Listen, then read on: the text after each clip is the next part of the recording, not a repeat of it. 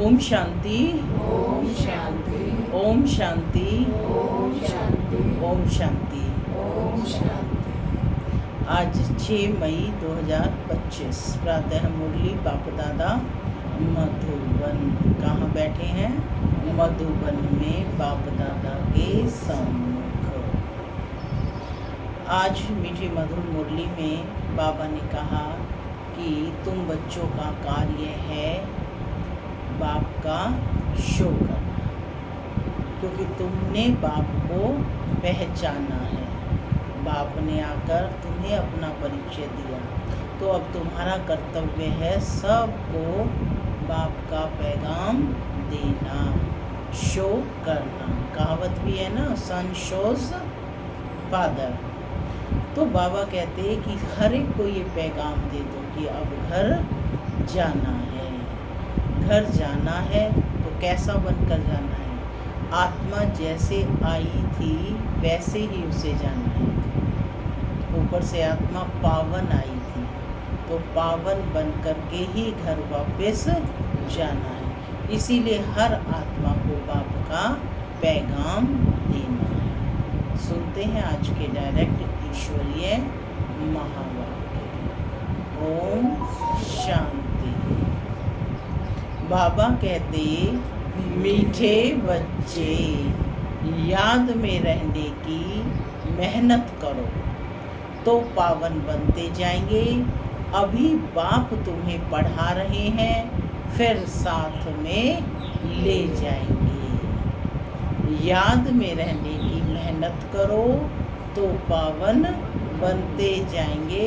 अभी बाप तुम्हें पढ़ा रहे हैं, फिर साथ में ले जाएंगे। आज की मुरली से प्रश्न है कि कौन सा पैगाम तुम्हें सभी को देना है? कौन सा पैगाम तुम्हें सभी को देना है? कौन सा पैगाम देना है? बाप आया हुआ है। सुनते हैं बाबा का उत्तर। बाबा कहते कि तुम सबको क्या पैगाम देना है कि अब घर चलना है, इसलिए पावन बनो। पतित पावन बाप कहते हैं, मुझे याद करो तो पावन बन जाएंगे। यह पैगाम सभी को दो।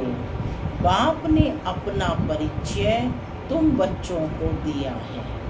अब तुम्हारा कर्तव्य है बाप का शो करना। कहा भी जाता है, सन शोज फादर। गीत चला, मरना तेरी गली में, जीना तेरी गली में। ओम शांति। माना मैं शांत स्वरूप आत्मा हूँ, शांति मेरा स्वधर्म है। बाबा कहते, मीठे बच्चे, अब घर वापस जाना है। ओम शांति। बच्चों ने गीत का अर्थ सुना कि बाबा हम आपकी रुद्र माला में पिरो ही जाएंगे। यह गीत तो भक्ति मार्ग के बने हैं।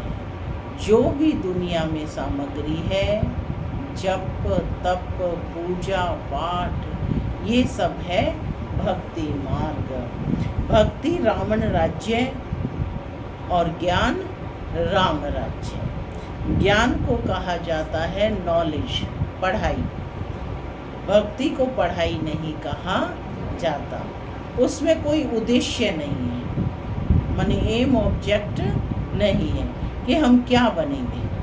भक्ति पढ़ाई नहीं है। राजयोग सीखना यह पढ़ाई है। पढ़ाई एक जगह स्कूल में पढ़ी जाती है, तो सब कहाँ बैठे हैं? गोल्डी स्कूल में। भक्ति में तो दर दर धक्के खाते हैं। पढ़ाई माना पढ़ाई, तो पढ़ाई पूरी रीति पढ़नी चाहिए। बच्चे जानते हैं कि हम स्टूडेंट हैं। कौन बैठे हो? स्टूडेंट। कौन से स्टूडेंट हो? Godly student. बहुत हैं जो अपने को स्टूडेंट नहीं समझते हैं, क्योंकि पढ़ते ही नहीं हैं। स्टूडेंट माना जो नियमित रूप से पढ़ाई पढ़े, उसे ही तो स्टूडेंट कहेंगे। तो बाबा कहते हैं कि बहुत बच्चे हैं जो अपने को स्टूडेंट समझते ही नहीं है, क्योंकि पढ़ते ही नहीं है। ना बाप को बाप समझते हैं, न शिव बाबा को सदगति दाता समझते हैं। ऐसे भी हैं जो बुद्धि में कुछ भी बैठता नहीं है। राजधानी स्थापन होती है ना, उसमें सभी प्रकार के होते हैं। बाप आए हैं पतितों को पावन बनाने। क्या करने आए हैं बाप? क्या करने आए हैं? पतितों को पावन बनाने। बाप को बुलाते हैं, हे पतित पावन आओ। अब बाप कहते हैं पावन बनो। बाप को याद करो, हर एक को पैगाम देना है बाप का। क्या कार्य है? हर एक को पैगाम देना है बाप का। इस समय भारत ही वैशाल्य है, भारत ही शिवालय था। अभी दोनों ताज नहीं है, यह भी तुम बच्चे ही जानते हो। अब पतित पावन बाप कहते हैं कि मुझे याद करो तो तुम पतित से पावन बन जाएंगे। याद में ही मेहनत है, बहुत थोड़े हैं जो याद करते रहते हैं। भक्त माला भी थोड़ों की है ना, धन्ना भगत, नारद, मीरा आदि का नाम है। इसमें भी सब तो नहीं आकर पढ़ेंगे। कल्प पहले जिन्होंने पढ़ा है वही आते हैं। कहते भी हैं बाबा हम आपसे कल्प पहले भी मिले थे, पढ़ने अथवा याद की यात्रा सीखने। अभी बाप आए ही हैं तुम बच्चों को ले जाने। समझाते हैं कि तुम्हारी आत्मा पतित है, इसलिए बुलाते हो कि आकर पावन बनाओ। अब बाप कहते हैं मुझे याद करो, पवित्र बनो। बाप पढ़ाते भी हैं, फिर साथ में ले भी जाएंगे। पढ़ाते हैं, फिर साथ में ले भी जाएंगे। बच्चों को अंदर में बहुत खुशी होनी चाहिए। बाप पढ़ा रहे हैं, कृष्ण को बाप नहीं कहेंगे, कृष्ण को फिर पतित पावन नहीं कहेंगे। यह किसी को भी पता नहीं है कि बाप किसको कहा जाता है और फिर वह ज्ञान कैसे देते हैं। यह भी तुम बच्चे ही जानते हो। बाप अपना परिचय बच्चों को ही देते हैं। नए नए कोई से बाप मिल नहीं सकते। बाप कहेंगे सन शोज फादर। बच्चे ही बाप का शो करेंगे। बाप को कोई से भी मिलने बात करने का नहीं है। पर इतना समय बाबा नए नए से मिलते रहते हैं। ड्रामा में था, ढेर आते थे। मिलिट्री वालों के लिए भी बाबा ने समझाया है, उनका उद्धार करना है। उनको भी धंधा तो करना ही है, नहीं तो दुश्मन वार कर लेंगे। माने मिलिट्री वाले अपनी सेवाएं तो करेंगे, कार्य तो करेंगे, नहीं तो देश पर क्या होगा, दुश्मन वार कर लेंगे।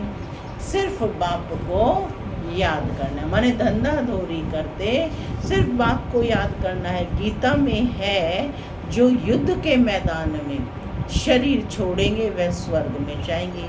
परंतु बाबा कहते ऐसे तो जा ना सके। स्वर्ग स्थापन करने वाला भी जब आए तब ही जाएंगे। स्वर्ग क्या चीज़ है यह भी कोई नहीं जानते। अभी तुम बच्चे 5 विकारों रूपी रावण से युद्ध करते हो। बाप कहते हैं अशरीरी भव। क्या वरदान दे रहे हैं? अशरीरी भव। अपने को आत्मा निश्चय कर मुझे याद करो और कोई ऐसे कह ना सके। सर्वशक्तिमान एक बाप के सिवाय कोई को कह नहीं सकते। ब्रह्मा विष्णु शंकर को श्री नहीं कह सकते। ऑलमाइटी एक ही बाप है। वर्ल्ड ऑलमाइटी अथॉरिटी, ज्ञान का सागर एक बाप को ही कहा जाता है। यह जो साधु संत आदि हैं वह हैं शास्त्रों की अथॉरिटी। भक्ति की भी अथॉरिटी नहीं कहेंगे, शास्त्रों की अथॉरिटी। उन्हों का सारा मदार शास्त्रों पर है। समझते हैं भक्ति का फल भगवान को देना है। भक्ति कब शुरू हुई, कब पूरी होनी है, यह पता नहीं। भक्त समझते हैं भक्ति से भगवान राजी होगा, भगवान से मिलने की इच्छा रहती है, परंतु वह किसकी भक्ति से राजी होगा क्या, पूछ रहे हैं बाबा। जरूर उनकी ही भक्ति करेंगे तब तो राजी होगा ना, किसी अन्य की भक्ति से कोई राजी होगा। जब उनकी ही भक्ति करेंगे तब वह राजी होगा। तुम शंकर की भी भक्ति करो तो बाप राजी कैसे होगा, पूछ रहे हैं बाबा। तुम शंकर की भक्ति करो तो बाप राजी कैसे होगा। क्या हनुमान की भक्ति करेंगे तो बाप राजी होगा क्या। दीदार हो जाता है, बाकी मिलता कुछ भी नहीं है। माने भावना से हमें किसी को याद किया है तो उस भावना का फल तो मिलेगा, लेकिन बाबा कहते दीदार हो जाता है लेकिन मिलता कुछ नहीं। बाप कहते हैं मैं भल साक्षात्कार कराता हूँ, परंतु ऐसे नहीं कि मेरे साथ आकर मिलेंगे। नहीं, तुम मेरे साथ मिलते हो, तुम मेरे साथ मिलते हो। भगत भक्ति करते हैं भगवान से मिलने के लिए। कहते हैं पता नहीं भगवान किस रूप में आकर मिले, इसलिए उसे कहा जाता है ब्लाइंड फेथ, क्योंकि यथार्थ परिचय नहीं है ना। तो उन्होंने कह दिया न जाने भगवान किस रूप में आकर मिले। तो बाबा ने कहा यह है ब्लाइंड फेथ, अंधविश्वास है ना ये। अभी तुम बाप से मिले हो, जानते हो वह निराकार बाप जब शरीर धारण करे तब ही अपना परिचय दे कि मैं तुम्हारा बाप हूँ।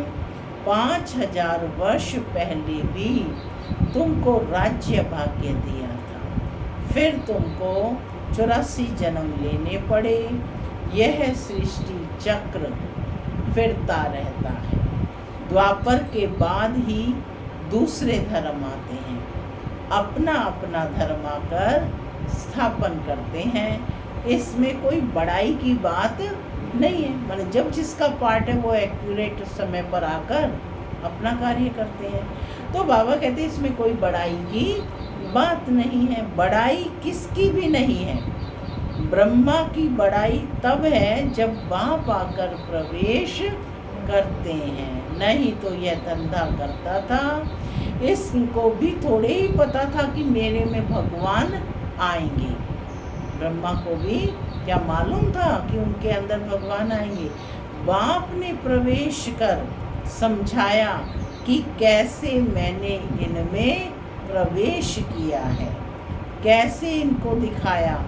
मेरा सो तुम्हारा और तुम्हारा सो मेरा, देख लो तुम मेरे मददगार बनते हो अपने तन मन धन से, तो उनकी एवज में मैं तुमको यह मिलेगा। माना तुम अपना तन मन धन बाबा को देते हो तो उनकी एवज में तुमको यह मिलेगा। बाप कहते हैं मैं साधारण तन में प्रवेश करता हूँ जो अपने जन्मों को नहीं जानते, परंतु मैं कब आता हूँ कैसे आता हूँ यह किसी को भी पता नहीं है। अभी तुम देखते हो साधारण तन में बाप आए हैं, इन द्वारा हमको ज्ञान और योग सिखला रहे हैं।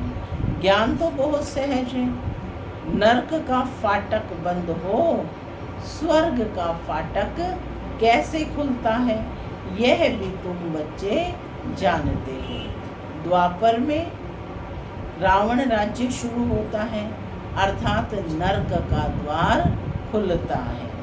नई और पुरानी दुनिया को आधा आधा में रखा जाता है। तो अब बाप कहते हैं, मैं तुम बच्चों को पतित से पावन होने की युक्ति बताता हूँ। बाप को याद करो तो जन्म जन्मांतर के पाप नाश हो जाए। क्या युक्ति बताई कि बाप को याद करो तो जन्म जन्मांतर के पाप नाश हो जाए। इस जन्म के पाप भी बताने हैं। याद तो रहते हैं ना कि क्या क्या पाप किए हैं, क्या क्या दान पुण्य किया है। हर एक को पता होता है, सेल्फ चेकिंग करनी है। क्या क्या पाप किए हैं, क्या क्या दान पुण्य किया है, इसको अपने छोटेपन का पता है ना। श्री कृष्ण का ही नाम है सांवरा और गोरा, श्याम सुंदर। उनका अर्थ कभी कोई की बुद्धि में नहीं आएगा। नाम श्याम सुंदर है तो चित्र में काला बना दिया है। सोचने वाली बात है। नाम है श्याम सुंदर और चित्र में काला बना दिया है। रघुनाथ के मंदिर में देखेंगे वहाँ भी काला। हनुमान का मंदिर देखो तो सबको काला बना देते हैं। यह है ही पतित दुनिया। अभी तुम बच्चों को होना यानी फिक्र है कि हम सांवरे से सुंदर कैसे बने। उसके लिए तुम बाप की याद में रहते हो। बाप कहते हैं यह तुम्हारा अंतिम जन्म है, मुझे याद करो तो पाप भस्म होंगे। जानते हैं कि बाप आए हैं ले जाने के लिए, तो जरूर शरीर यहाँ छोड़ेंगे। शरीर सहित थोड़े ही ले जाएंगे। पतित आत्माएं भी जा ना सकें। जरूर पावन बनने की युक्ति बताएंगे। तो कहते हैं मुझे याद करो तो विकर्म विनाश हो, क्योंकि घर जाना है तो पावन बनना है। तो युक्ति क्या बताई कि मुझे याद करो। तो बाबा कहते कि कोई भी पतित आत्मा जा ना सके, जरूर पावन बनने की युक्ति बताएंगे। तो बाबा कहते भक्ति मार्ग में है अंधश्रद्धा। शिव काशी कहते हैं। फिर कहते हैं शिव ने गंगा लाई, भागीरथ से गंगा निकली। अब पानी माथे से कैसे निकलेगा? विचारणीय प्रश्न है ना। दिखाए ना माथे से निकलती हुई गंगा, तो कैसे निकलेगा? भागीरथ कोई ऊपर पहाड़ पर बैठा है क्या? पूछ रहे हैं बाबा। जिसकी जटाओं से गंगा आएगी। पानी जो बरसता है, सागर से खींचते हैं तो सारी दुनिया में पानी जाता है। नदियाँ तो सब तरफ हैं, पहाड़ों पर बर्फ जम जाती है, वह भी पानी आता रहता है।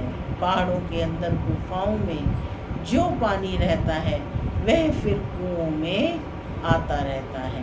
वह भी बरसात के आधार पर है। बरसात ना पड़े तो कुएं भी सूख जाते हैं। कहते भी हैं बाबा हमको पावन बनाकर स्वर्ग में ले जाओ। आश ही स्वर्ग कृष्णपुरी की है। बच्चों की आश क्या है? स्वर्ग अर्थात कृष्णपुरी में जाने की है। विष्णुपुरी का किसी को पता नहीं है, सब कृष्णपुरी को याद करते रहते हैं ना। श्री कृष्ण के मुरीद कहेंगे, जहाँ देखो कृष्ण ही कृष्ण है। अरे जबकि परमात्मा सर्वव्यापी है तो यह क्यों नहीं कहते कि जिधर देखो परमात्मा ही परमात्मा है? एक तरफ कह रहे हैं कि परमात्मा सर्वव्यापी है और दूसरी तरफ कह रहे हैं जिधर देखो कृष्ण ही कृष्ण है। तो कहना क्या चाहिए? जिधर देखो परमात्मा ही परमात्मा है। परमात्मा के मुरीद फिर ऐसे कहते हैं यह सब उनके ही रूप हैं, वही यह सारी लीला कर रहे हैं। भगवान ने रूप धरे हैं लीला करने के लिए, तो जरूर अभी लीला करेंगे ना। परमात्मा की दुनिया स्वर्ग में देखो, वहाँ गंध की कोई बात नहीं होती, यहाँ तो गंध ही गंध है। और फिर यहाँ कह देते परमात्मा सर्वव्यापी है, परमात्मा ही सुख देते हैं। बच्चा आया सुख हुआ, मरा तो दुख होगा। अरे भगवान ने तुमको चीज दी फिर ली, इसमें तुमको रोने की क्या दरकार है? सतयुग में यह रोने आदि का दुख होता नहीं। मोहजीत राजा का दृष्टांत दिखाया है। यह सब हैं झूठे दृष्टांत, उनमें कोई सार नहीं है।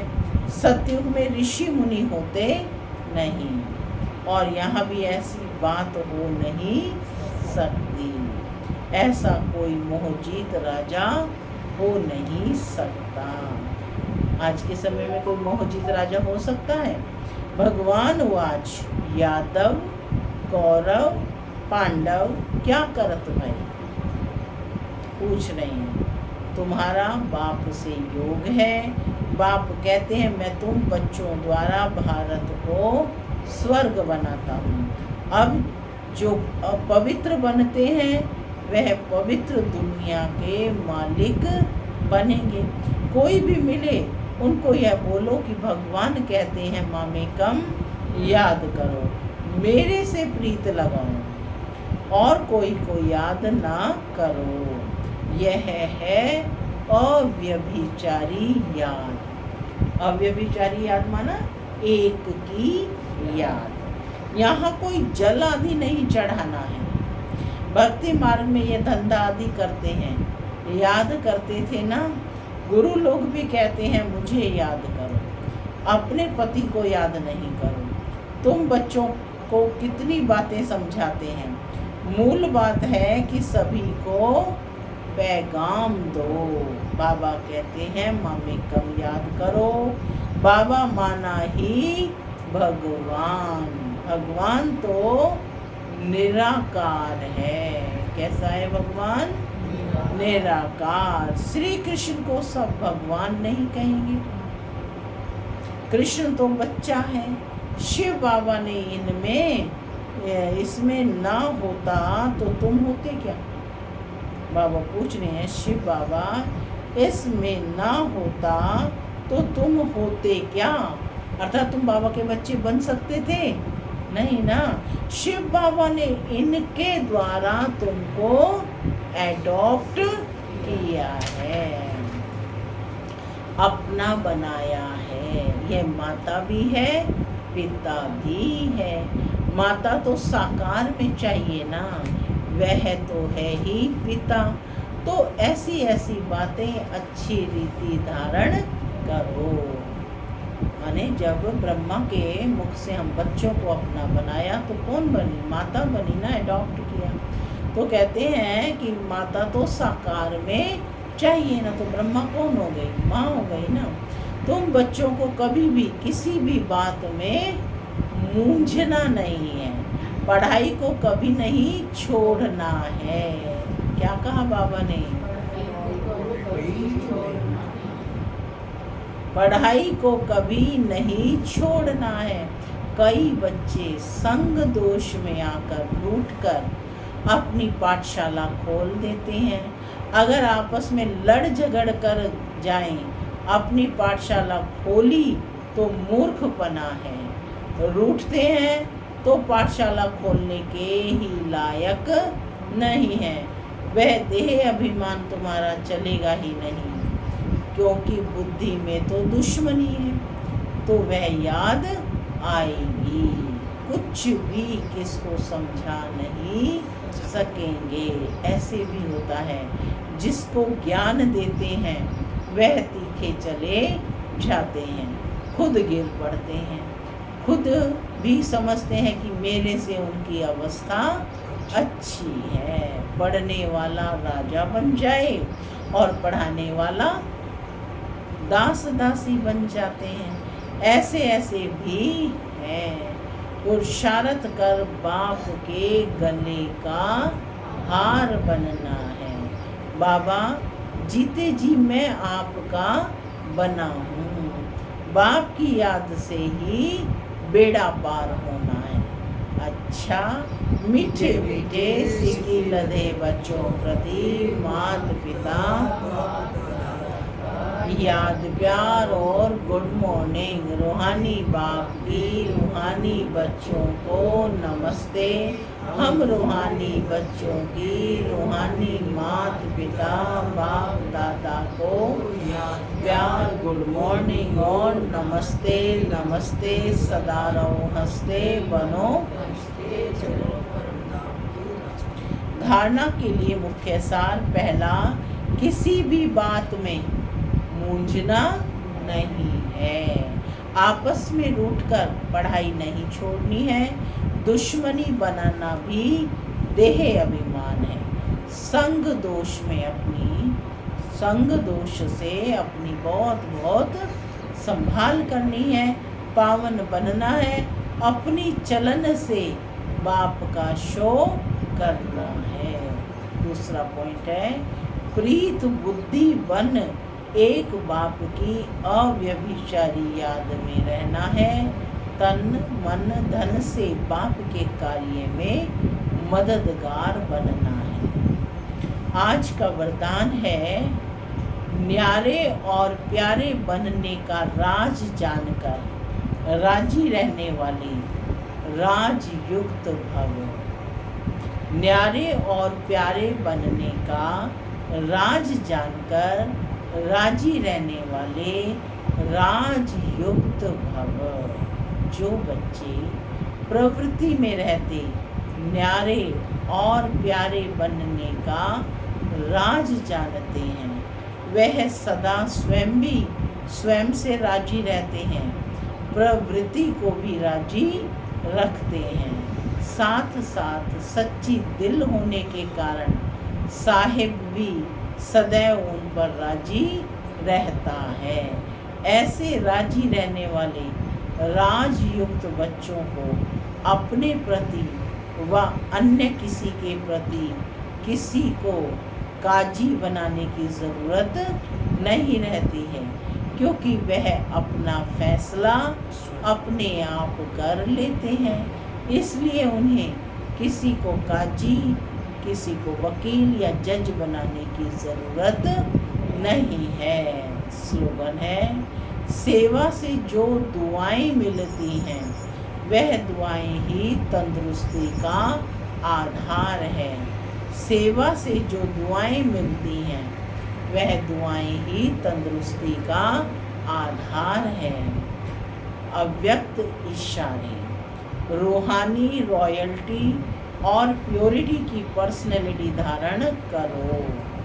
जैसे स्थूल शरीर में विशेष श्वास चलना आवश्यक है, श्वास नहीं तो जीवन नहीं, ऐसे ब्राह्मण जीवन का श्वास पवित्रता है। 21 जन्मों की प्रारब्ध का आधार पवित्रता है। आत्मा और परमात्मा के मिलन का आधार पवित्र बुद्धि है। संगम युगी प्राप्तियों का आधार और भविष्य में पूज्य पद पाने का आधार पवित्रता है। इसलिए पवित्रता की पर्सनैलिटी को वरदान रूप में धारण करो। ओम शांति।